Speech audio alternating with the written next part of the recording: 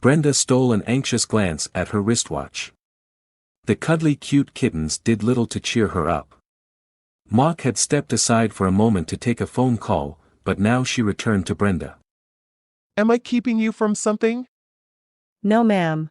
Brenda said, pulling her sleeve down over her watch that no longer kept time. I'm just extremely concerned about Glen. I can understand, but I assure you the best thing you can do to help Mr. Moody is to help me understand the mindset of his captor. Brenda was not so sure, but she sensed she was not going anywhere until the chief got all the information she desired. A moment ago, Mock continued.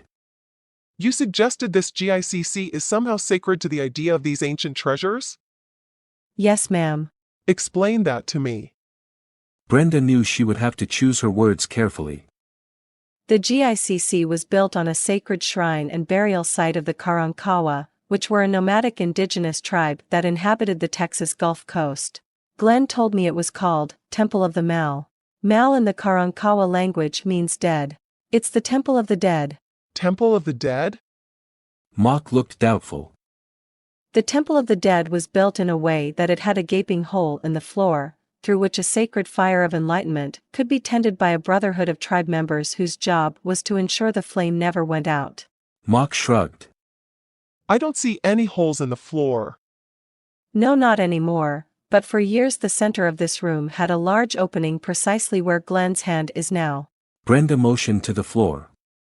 In fact, you can still see the marks in the floor from the railing that kept people from falling in. What? Mock retorted, scrutinizing the floor. I've never heard that. She's right. Davison chimed in. The hole in the floor Brenda continued. was eventually covered, but for a good while, those who visited the GICC could see straight down to where the fire had burned below. Mock turned. Fire in the GICC. It was more of a large torch, actually. It was supposed to be an eternal flame that burned in the catacombs directly beneath us and was supposed to be visible through the hole in the floor. That made this room a modern Temple of the Mal, a memorial to the Karankawa deceased.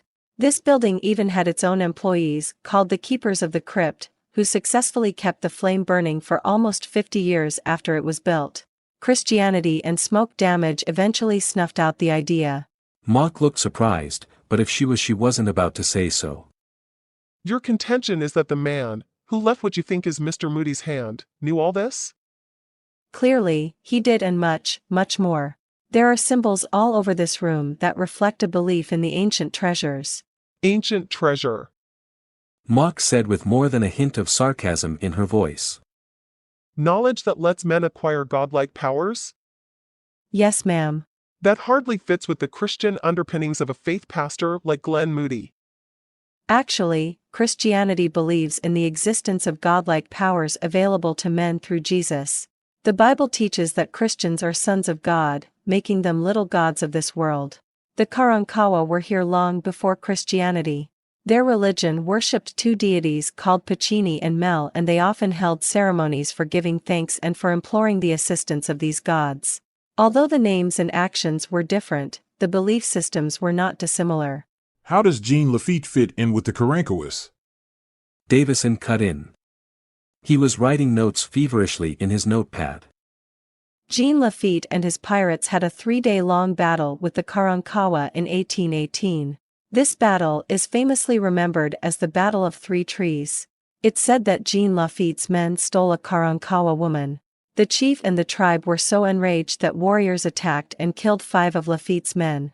For 3 days, a bloody battle ensued between the Karankawa and the pirates. The pirates were armed with cannons and guns while the Karankawa only had bows and arrows. In the end, the pirate colony managed to kill most of the men in the tribe. Many women were taken as wives or slaves by the colonists. The defeated Karankawa that survived secretly kept their religion alive in a brotherhood. One descendant woman married a Moody, who built the original GICC in her honor. From then on, each generation of Moody added to the GICC. In their secret religion, the Karankawa believed in Apotheosis, the elevation to the status of a god. The term implies a polytheistic conception of gods while it recognizes that some individuals cross the dividing line between gods and men. Davison spun with a startled look of recognition. Apotheosis means to become God? I had no idea. He muttered. What am I missing? Mock demanded. Ma'am, the largest painting in this building is called The Apotheosis of Karankawa, and it clearly depicts some Karankawas being transformed into gods. Mock looked doubtful. I've never seen anything of the sort. Actually, I'm sure you have. Brenda raised her arm and pointed her finger to the right side of the room to a painting that most people probably just assumed were some Indians native to the island. Then she pointed to the ceiling, which had additional Native American artwork circled by words that spelled out, the apotheosis of the Karankawas. It's written right above your head.